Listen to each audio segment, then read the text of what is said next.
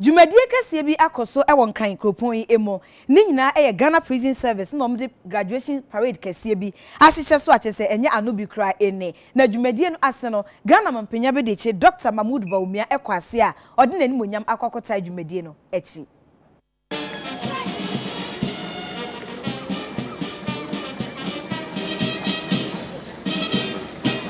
We are witnessing today the graduation and commissioning of 198 experienced men and women drawn from the junior corps of the prison service. The number comprises 129 men and 69 women. The President, His Excellency Nana Addo Dankwa Akufo-Addo, is mindful of the challenges confronting the Ghana Prison Service, and government is taking the necessary steps to address some of these challenges. For instance, in November last year, the service took delivery of 10 brand new Nissan hard-body pickups to augment its fleet. I know the service needs more vehicles, and they will get more, inshallah, during this term. With respect to accommodation for officers, I am happy to inform you that contractors working on the residential facilities at the Ankafo, Insawam, and Roman Ridge prisons complexes have resumed work in earnest after break due to COVID-19. Government is also upgrading all health facilities in the prisons to make them more responsive to the health needs of officers and inmates. Currently, the infirmary at the Insawam Medium Security Prison has been elevated to the status of a district hospital, whilst those at the Ankafo Maximum Security Kumasi Central and the Koforidua prisons have also been elevated to clinics. To the new officer cadets, I charge you to continue to uphold the prison service, the ideals of the prison service which you have been imbibed with in the course of your training. As new senior officers,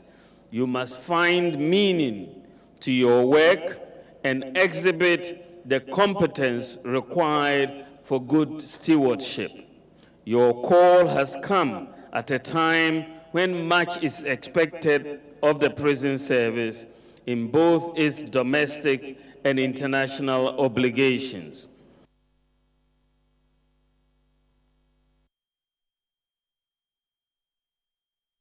Accra Metropolitan Assembly edi tu dwa se ejuada eye mebusome ne de toso edu edi kopim June busome ne de toso edu e wa Afia emono wo mo edi ban anase eson atu dede ye ene entweneka eso enti ban on drumming and noise making eno ho asem e na ye ken ne sa enti wo mo de to sorry ene empanyifo mo da enkremusuma horo nyina ano anim se eni kwan se wo mo ye dede e ma dede no ebro wo ma sorry dan anase wo mo nkremusum edan a musim no eso e ombebo ntwene no mbe yomudede a enka sori dan na emo wo mo bekrama fre nyame a eno so nka nkremofo dan na emo eni kwan se epie ba abonten eno so te koda wo hyese kristofo ni nkremofo nyina nso enche ebuo ema wo mo na afi covid-19 hihye nso wonfa enye adwuma empanyifo se ensori afi nkremofo asori dan paps ahoro wo mo di speakers akese ebesi monten so abom agigim so wo mo de bonwuma na wo de jiwani no ni nyina wo mo de eson anase ban atoso enya de a wo mo ebepene na ni nyina emu no wo kama Ghana for atiase se Accra Metropolitan Assembly wo mo tax force afi Ghana Police Service for anamusifo ene anamusifo a wo mo firi nanan matan konwa na ye de tax atotototo wo mo kom no wo mo nko a ene betumi atiasi asori bi anase nkremufo dem ana abontin bi so ache obi se e bia deda wo ye no abro so enti wo mo de emra no edi no wo ya akon wo nka de abobo so ehu de a na che se woni tumi se wo koka che obi se wa ye dede amana bro so nti e bia wo kwa kope emra na wo de adi oni kom na wei ayensem a Gilbert ni Ankra how ye head of public affairs e wa Accra Metropolitan Assembly wagina empanyifo anemo e de nsa hyase a wo de atodwa e che se we nyina e ya hoboa kese a wo mo eye e de ahia enkanfo afahye kese a ene homowo Yet also the amrashe bedwani a wobosomtwe abaton pesua eso eye Dr. Yaw Osei Educhum sabra ye ka se de ne pesua no sofo no wa ma adesuafo bebre na scholarship a che se eba beboa wo mo abo akoye engineering programs e wo University of Mines and Technology a e wo Takwa Common experience to have 30 students from your constituency, future engineers, visiting you when you are the Minister for Education. It's a source of hope and inspiration for myself. I sponsor them with a full understanding that they will add value to the constituency and of course to the nation. But when you see that they've gone to school and they are back to come and visit you, 30 of them, it's heartwarming. They've truly made my day. And I believe that this is something that can be replicated across the country. How do we get the rural children to also have the opportunity to become engineers? That is why the president's vision of building STEM schools and STEM centers is so important to the future of this country, because instead of 30 coming from Bosomtwe, you're going to have many of them. But you need to come to the conclusion of your study with very good skills so that it's easy for me to tell people that, hey, support children from my constituency or young men and women from my constituency. You've got to have the self-confidence. You really have to develop yourself that you are self-confident. Yes, you respect adults,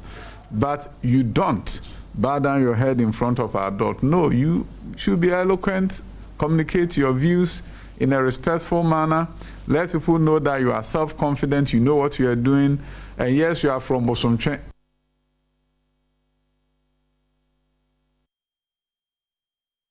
Epwe mantemu suafo eye Honorable Seth Kwame Echampon woni mrashe bedwani e wo achim dan Honorable Alexander Kwesi Akwa na Oda Municipal Chief Executive Honorable Victoria Edu ene nananom hemfa wo achim dan ene ne mpatamu nyina akan ho aboma watwa homamten obie ekwan e de ato se de be ya obetumi assisi shops e de ama omanfo a e wo achim dan e wo epwe mantam no emo Onimanya for Seth Kwame Echampon awo no eye poye mantem suafo ne di animu mo mode asobo foma yebesi adwadibia kama ede ama adehye no wakasa ye ene osi omampanyi ekufu adopese oboa pagya Ghana sikasem a adwadifo nyada ka ho bi eno enti no yentie aban no ensem ewo asopemu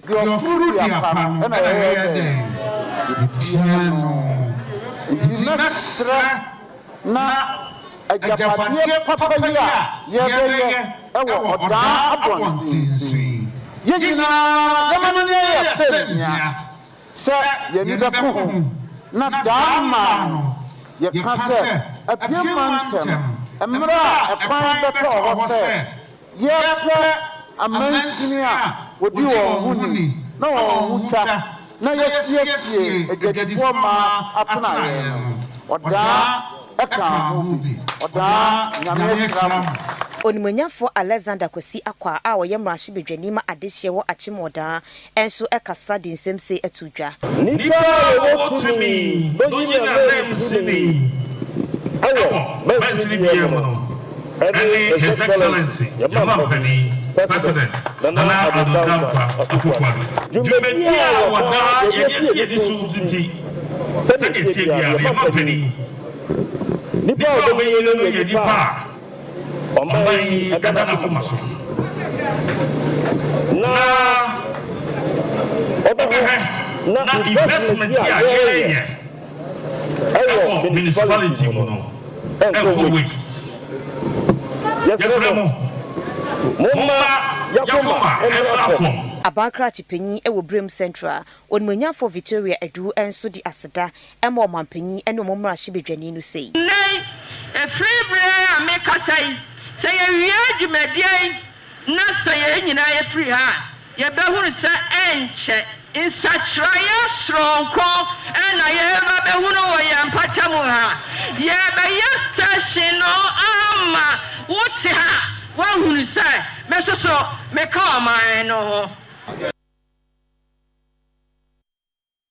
Driver and Vehicle Licensing Authority, a Trinity friend DVLA, Women Environmental Protection Agency EPA, aka ho bom na de work nyina ene se yahia hora edi akoniaba e wo ye mountain so no eya enwisie totototo etai efi eto eba enyensunsanso e wo manfo apomoden eso ebetumi abase bia exhaust biate ana engine bia awiewuo bi e na edaka nu ma edi akoniaba ne sa enti no waka bom a wo ye encheche edi ama omanfo wo hu hia ehia se wo ye ahweye esanse service no eya enya ensunsanso e wo manfo apom Midday eso. Panchefo penyi a wada Environmental Protection Agency ano onemunyamfo Dr. Lawyer Henry Kwabena Kokofu wone ne mpanyimfo abepie mu ewo Kumase wasantemantam a omo ebo apro na omo hwe enwuma ahodo kwan ben na ometima faso a omu bedi enhyehyeye so se de be ya obo ade bobre no yense no kra na no ena eye Driver and Vehicle Licensing Authority DVLA adwumakuo no ene EPA omo aka omo ntoma aboma omo hwese eniema ese efata bia ebetimi akoso neno ena emra probo no edene ko piemu bebi se Sandumak Prime Company Limited eno wo hwimase kwada so municipality UTV nsem twefo twetwe nkomo ema ode nsemwe etu edwa nia eye more important ntia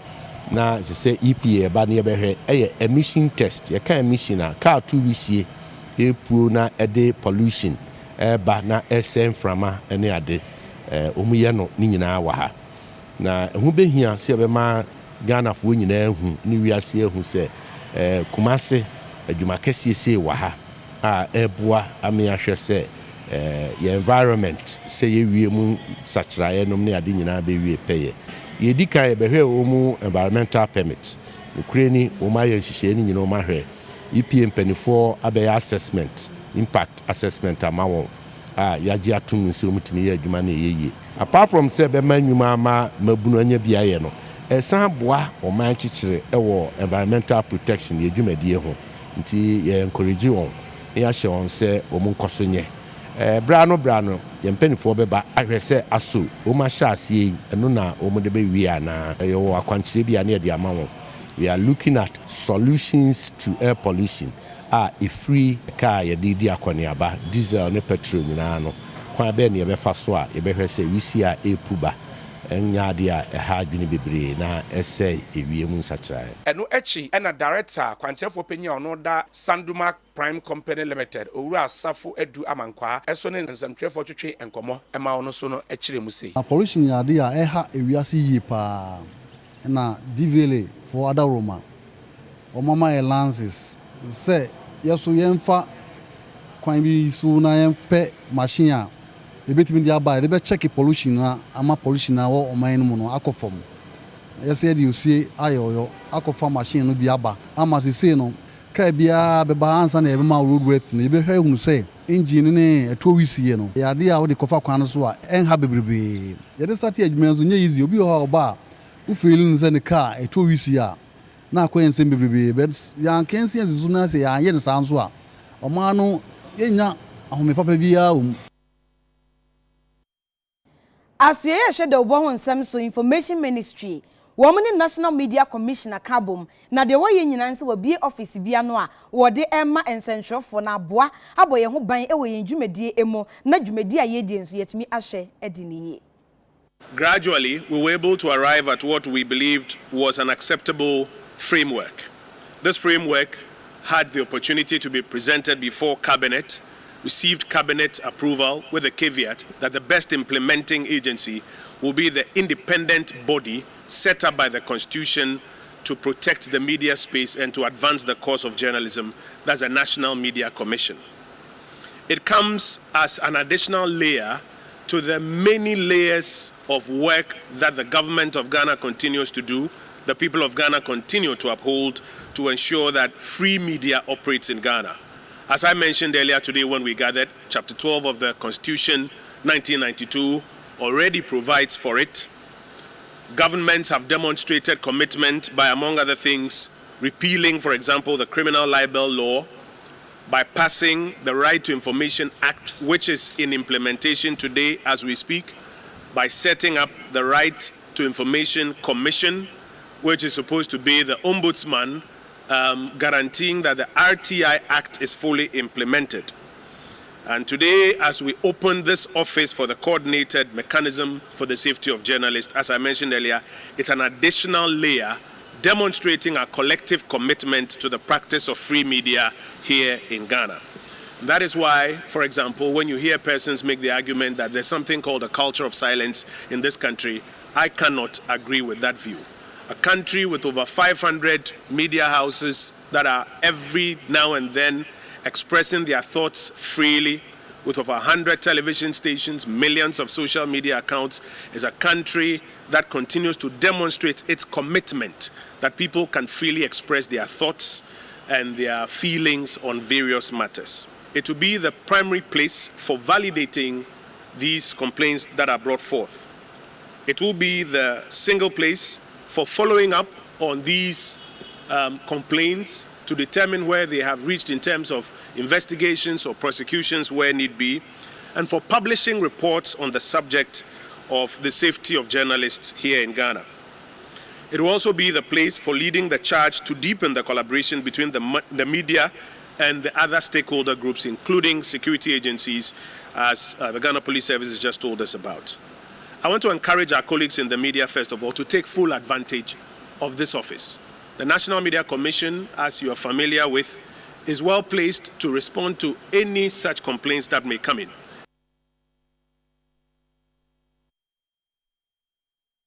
President oda nananom hemfo bedwa anono ono anso ye omanhene e wo sewi anwea so nananom atsankonwa oje a wo ya ojebi a otoso mieno e di afutuo e mma se galamse ko a aban ene mpanyifo esoi e betumi akofom pa e de a ene nananom hemfo bi wo ha omde omho ahyem e no muhintadwe na chi na omu fita gem se ya saafo no yemomudin na yemomututio ho eno e betumi aboa.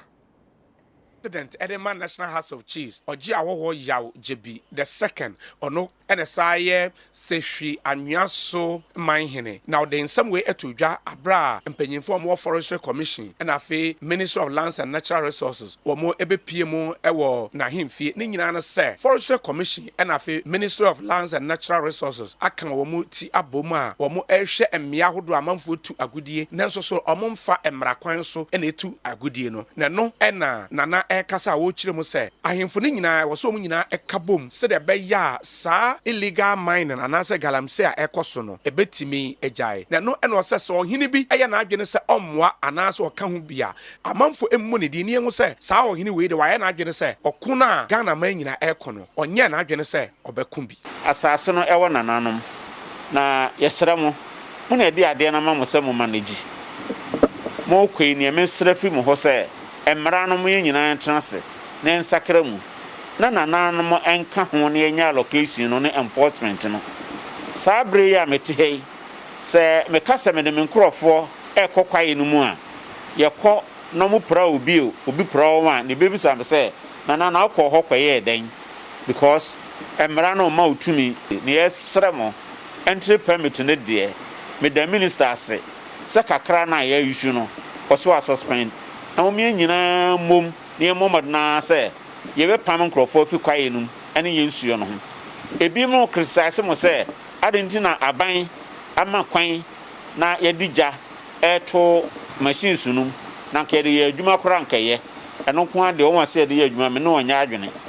kakra ye chi no ba ye se be se 100 as 400 no ye hu ba bia e wo sesi a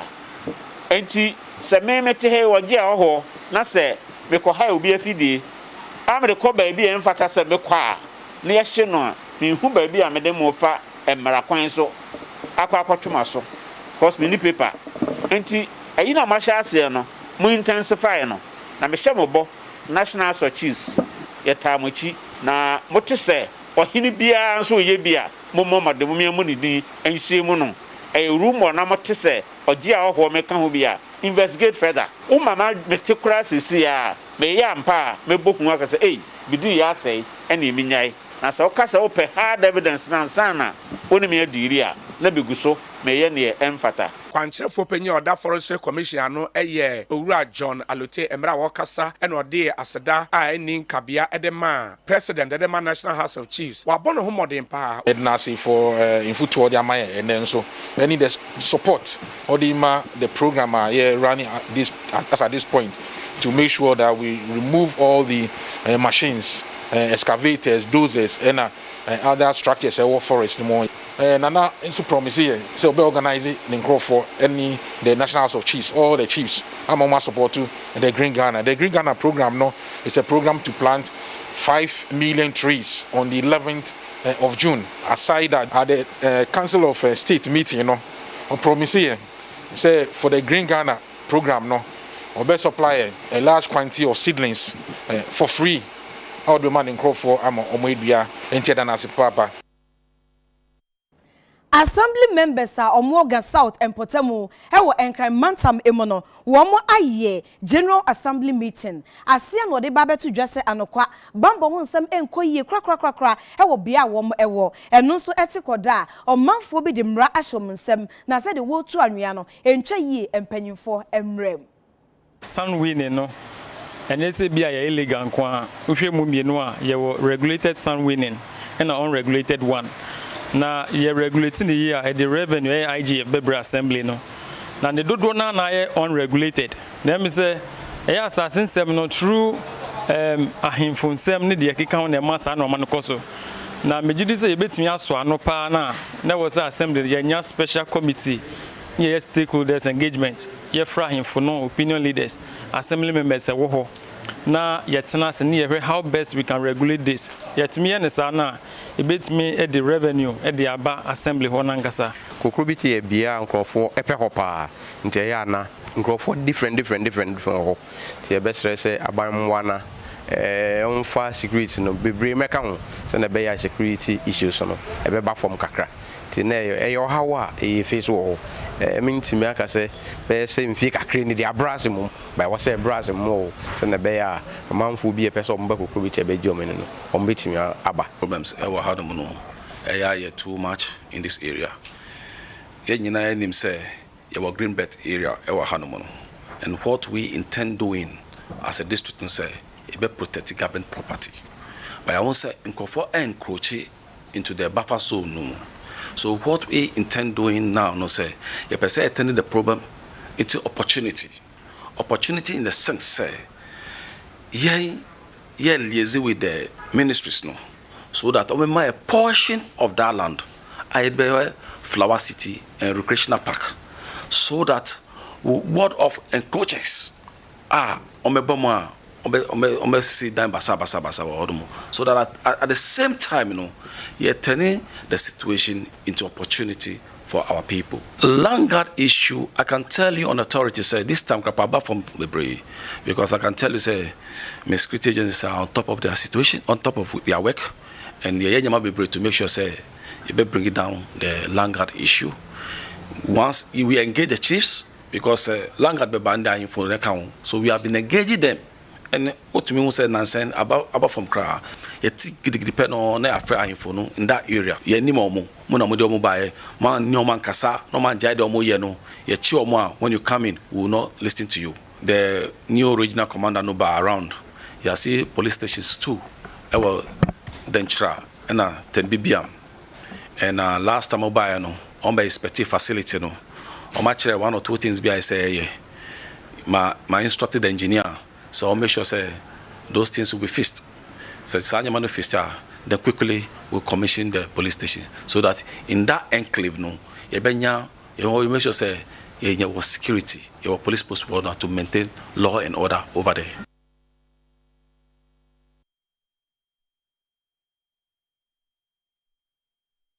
Akontomra mensinu ewo Western North Mantam emo na akuafo dodo na ewo no omodomufuo esan edua de woka ene se anokwasem nie akade krom de beye adwuma se fertilizer o emfidi o ni nyina ebi eni ho ema adwuma wo ye eye din papa omo se aban sesem wo bi wo ho a wo ma ebi enso wo mo eso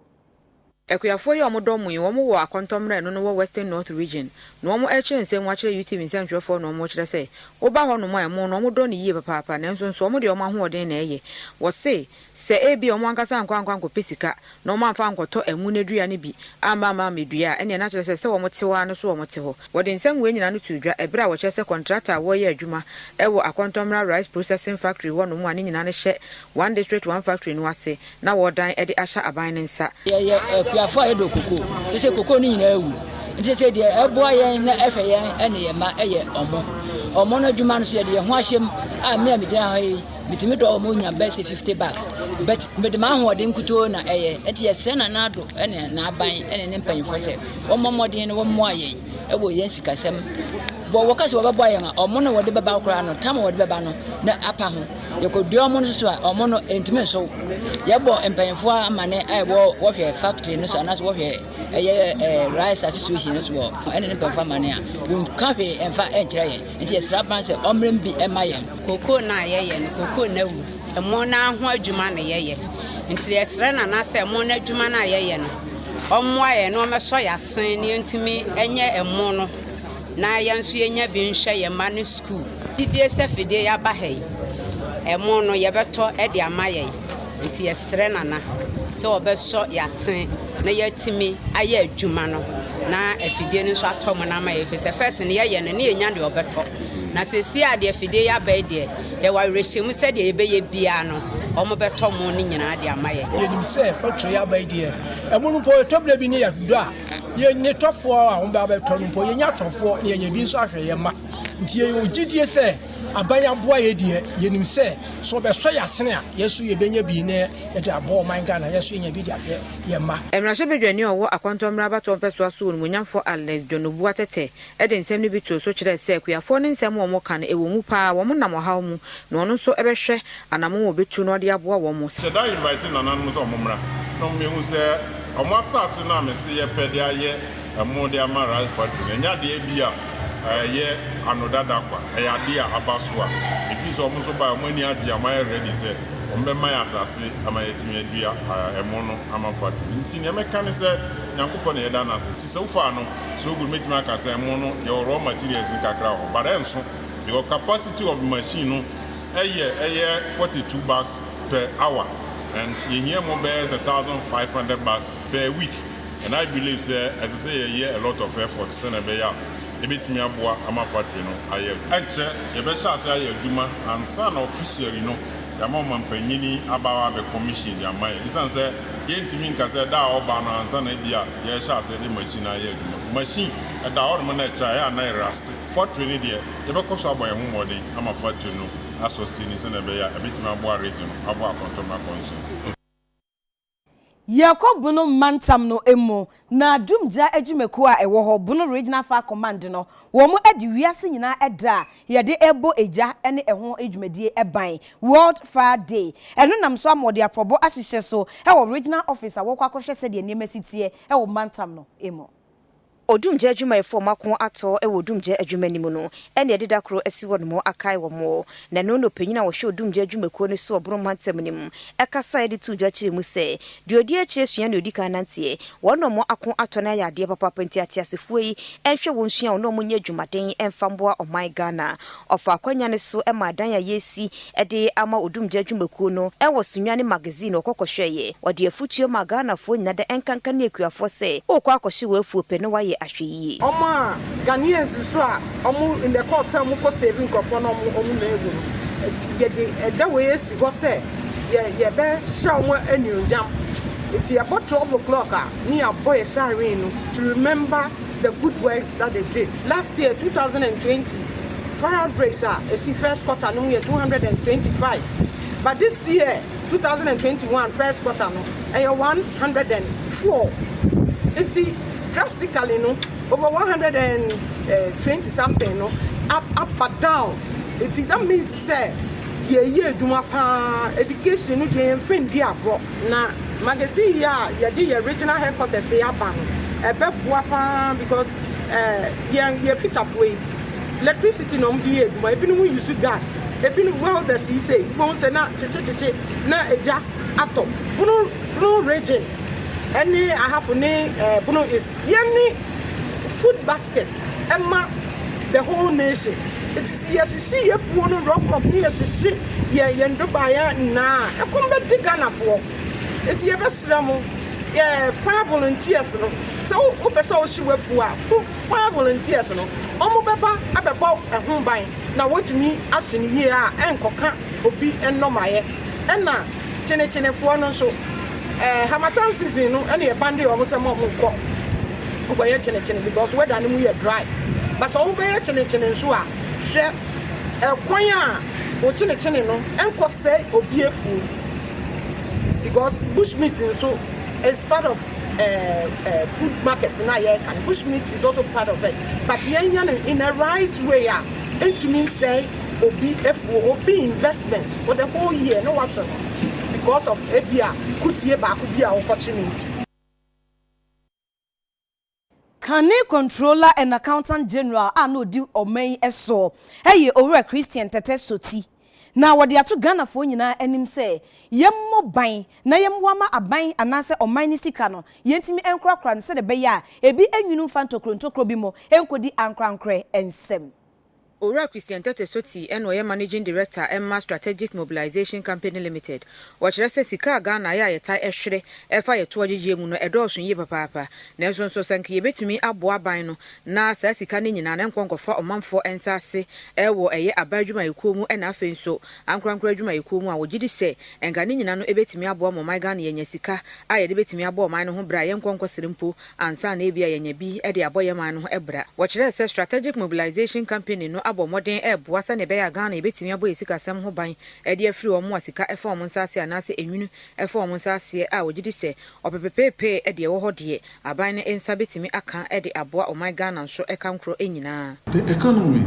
at each point when we introduce monitoring systems and other mechanized systems to remove as much as possible the discretion of people and human intervention, you can assure revenue to a large extent. So I believe that, yes, we need such interventions in various areas of our economy to make it much more efficient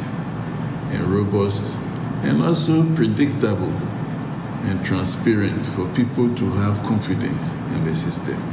I don't think in any country you can get 100% of your revenue or taxes. But I believe that when we put in controls, we can block the leakages as much as possible. So,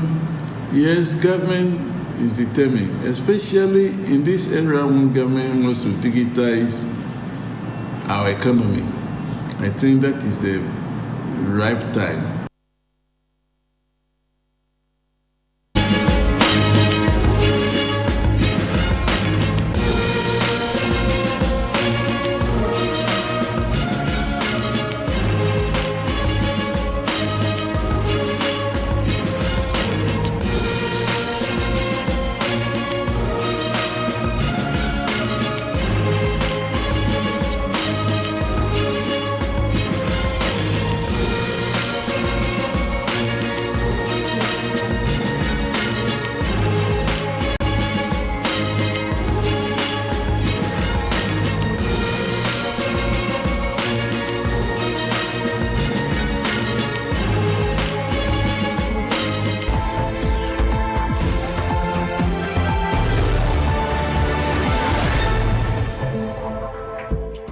Mama Kwaba eba empotamu kase ebo eso na yeko adan ewa adan West Mensi ewo enkremantami emo omanfo ne nsema wo kan nyina ene se ensuo ho asema ye dia mom papa wonya bi ennom na campus wonya bi mpo ade adidwuma enti wo sese aban entwenani enhwe wo mo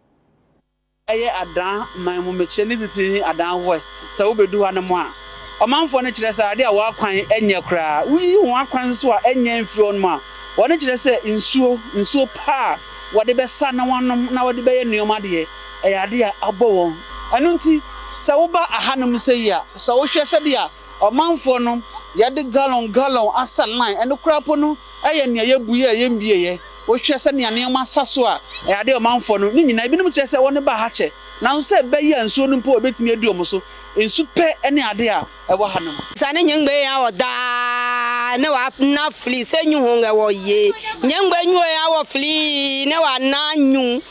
ho pele wo ye ke songo nyengbe ya wo ne wa bi me na ne wa kele wa bi me achakpo na ma po ina ma wo nyengbe ya wo ne wa na ne wa kele wa bi me eja nke abapia ke waje wo feso ke waje wa na ko wa ke wo ni ko pio ga ba wo e be yin ma na ko ke wo ni omo kla ke je wa be wo ha Papa, dinner war in a adakon okra, no fan or aba, Lavagio, come a fumo, let it chance a geo pie, a geo of your blood. Chicha in Lavagio, no, and one can none, like a ya, like a bime a year. Oh, you say Lena, one then you know, I mean,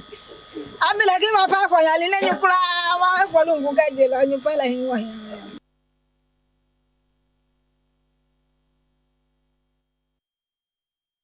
Kukum SDA school was na for South Mainsin ewo ahafo mantam no emo esukufo eni UTV akasa no won sema wo kan say baby a wo mte esua de ne nkoyie kra abanchom school blocker enkombeda na sepa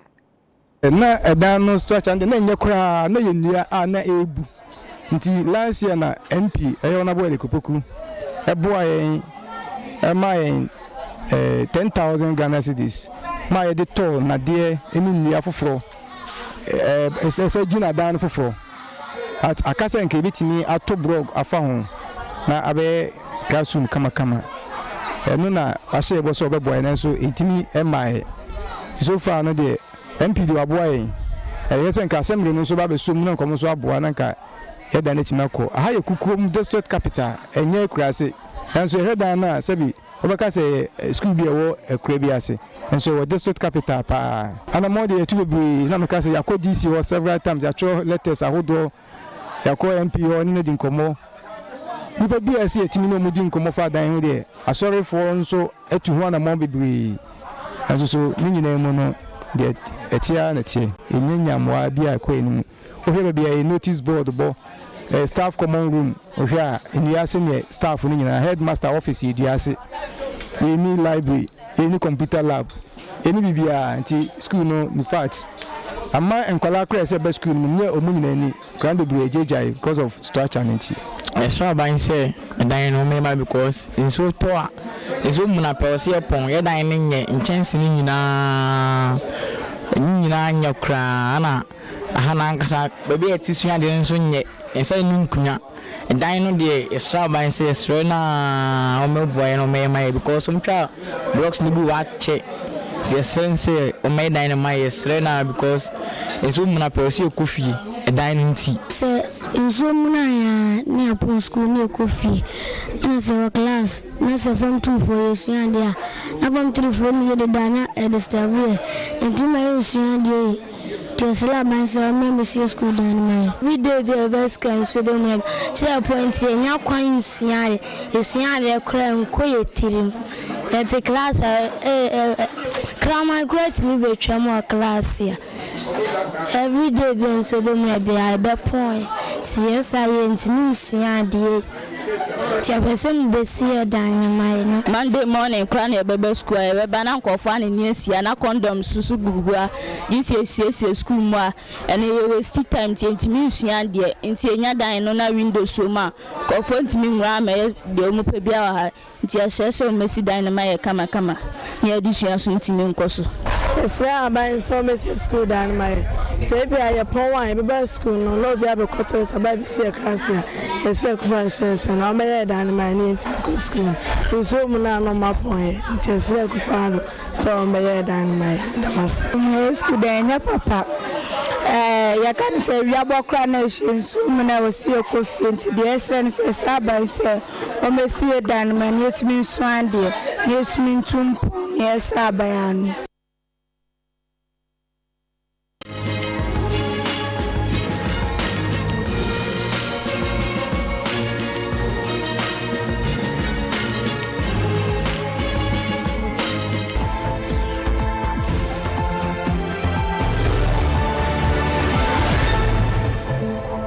Yedikasie boy eko ahmejie mu na ye ba Romeo Odro e de agokansie ho nsem ebe maye yenkomra sisia